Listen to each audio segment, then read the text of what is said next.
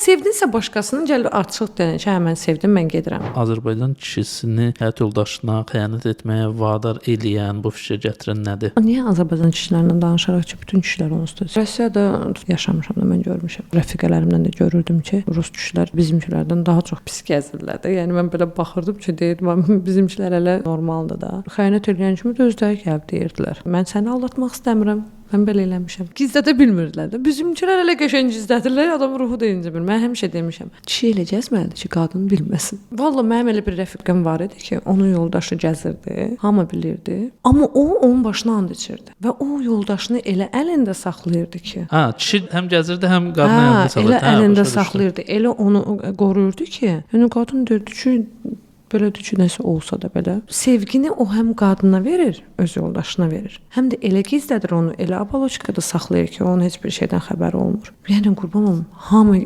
gəzsə də belə onu elə eləməlisən ki, sənin yoldaşın ürəyi qırılmasın da. Hə. Amma sevdinsə başqasının gəl açıq denə ki, hə mən sevdim, mən gedirəm.